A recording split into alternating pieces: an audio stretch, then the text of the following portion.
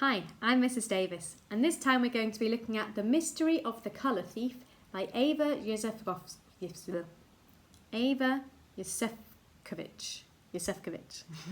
The Mystery of the Colour Thief by Jozefkowicz. Hey, reading's not easy, you guys. Chapter 1. He came out of nowhere, a man in the smoke. He was nothing more than a shadow at first, a smudge of black in the grey. But as he loomed closer, he grew bigger, became more solid. My heart was a drum. He was shouting at me, but the sound bounced off my ears in eerie echoes. His long arms reached out. He was so close that I could smell him, a mix of sweat and burning rubber. He leaned in. 3:05 a.m. The luminous figures stared back at me in the dark. The glow of a street lamp seeped through the wooden slats of my blinds. It was quiet. The man had gone. A nightmare. Though somewhere in the depths of my mind, I knew that it was more than a nightmare. That morning, I was late getting ready because Milo wouldn't come in from the garden.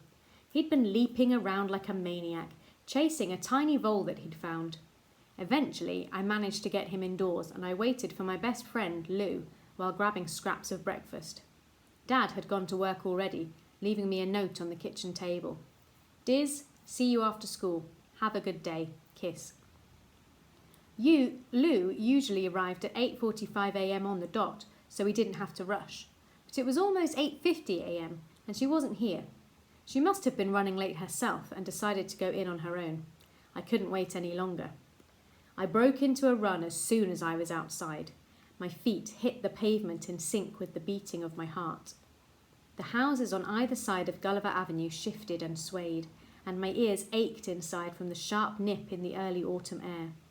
Clusters of people huddled at the bus stop passed me in a burst of charcoal greys. The white and black of offices and banks and traffic merged into a single moving stream. I ran and ran until I reached the finish line of the school gates, my arms propped against the railings, my chest ready to burst. The bell had gone. Even the usual crowd of sixth formers with their slouchy rucksacks and rolled-up blazer sleeves had disappeared inside. I walked into the empty entrance hall. That's all for now, but this is a fantastic book. I really recommend it, full of wonderful adjectives and imagery and just really heartwarming. So if you like the sound of what you heard so far, this book is on my classroom bookshelf in my library. So help yourself and have a good read.